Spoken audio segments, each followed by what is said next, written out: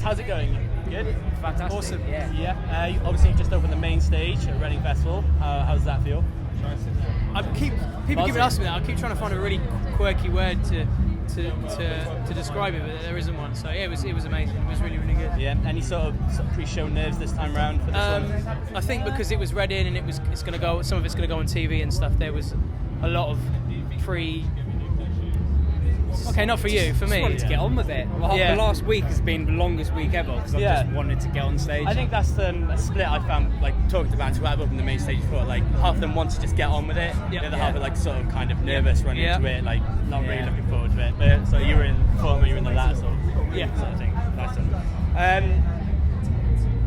This is off the back then of your new single. Was it a single, False Idols? It was False False Idols. Yeah. How's the reaction been to that for you guys? Obviously, amazing, really good. I think people were getting a bit itchy because it had been a while since we'd brought anything out, and then when that came out, everyone just forgotten about it, and you know we're back on form again now. It's just been a while to scrape things together, but we just wanted to make sure it was right. And it is right, and that's why things are slowly feeding back out. And the response was incredible for the track.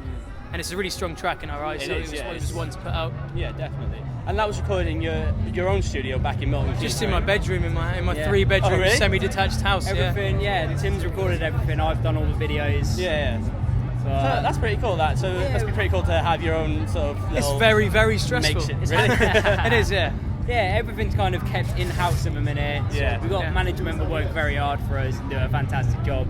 But as far as audio and video, try and do as much as we can. All inside ourselves. I think it's still that song. It's a little bit more sort of commercial is a stupid word, but it's a little more sort of relatable to more fans who maybe haven't heard his Hacktivist before, but it still retains a heavier sort of edge. I think it's exploring more melody, which is something that happens on the album. There's a lot more melody than before. It was all just riffs. Now we've got some choruses. It's definitely a simpler form, but I think it's more of our kind of thing now. We just want to, Ballbusters. The tech thing was cool, but it doesn't relate too well live. We don't have too much fun with it. We want to be. If we're having a maximum fun, then the crowd are going to have maximum fun. But if we're out there staring and looking at all this crap, it's not going to. So we're just going for the straight balls. Massive balls. And how far into the album are you guys now then? Very close to being done. I'd say very 95% finished. Nice. Awesome. So you've got a tentative sort of aim for a release time? Or? Next year. Early next year. Quarter of next year, and it will be worth the wait. I'd like to talk a little bit as well, if possible, about the Pop Goes Punk cover, because in Paris, obviously. What I want to talk about is the exposure you guys got from that. How much did that change things for you guys as a band, if at all? Or, it wasn't a serious thing. It was never actually. Hacktivist was already running, and I did a cover of a song that I wanted to do a cover of. Uploaded it under my alias as Hacktivist. People got confused and thought we were putting that out there. So we played it once as a joke, and that was it. We never looked back. So it helped a lot. I think it bridged the gap for a lot of things. A lot of people that knew that track, they were sort of. We didn't do it to sell out. We did it so, people might suggest have a listen to Hacktivist. It might bring them in, and it did definitely work. But we're all about uniting people and uniting people that you wouldn't usually see united. So if we have to do a cover of a song like that to get people, it doesn't matter how you do it, does it? Because sort of expose you to a brand new crowd, if anything, really. But it was an accident, and it was a bloody great accident. If you were going to do another cover again, any particular song you'd choose, or? I don't know if we can. I can't say. Really? So you've just stumbled across. There might be another one in the works. You never know. Okay. You never know. Can't release any information on that. Not to you, no. Not unless you've got a nice crisp 20 in there. I wish, man. I wish.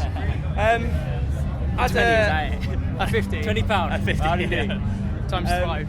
As a punk website, then, I kind of like to ask you. Obviously, you're known for sort of grime influences as well. If you were to sort of recommend to a casual viewer who is into punk music, what sort of acts would you recommend looking into in that sort of genre? Skepta, Foreign Beggars, Gets, Dr. Syntax, Dr. Syntax, all those guys. I don't know. I think there's a lot of Dizzy Rascal and all that lot. Early Dizzy Rascal. I think they're kind of opening up to having their bands, and I think maybe that might be coming to the mainstream. Even nothing to do with us. I just think that you can take a lot from styles of music that maybe you think maybe your hair's a bit too long for, or you might be the wrong colour. you could take a lot from it. That's what we've done, and we're putting two together. And I think people might not necessarily think, wow, they're rapping. They might actually think this is Hacktivist, not, oh, this is rap. This is Hacktivist. And with that in mind, then, how good is the one extra stage? Obviously, it's only been around for 2 years now. How good is that as a thing to for exposure to that sort of genre? We haven't been there yet, but it is amazing. The lineup of that tent all weekend is pretty solid. I think it's one of the best. Gutted, like we're going to miss a lot of the bands we want to see at Reading, but we're going up to Leeds tonight, and then I'm camping up at one extra. Yeah. Do a set in the morning, that's it, and then I'm just there. Well, cheers for that, guys. Very much. Thank you very much.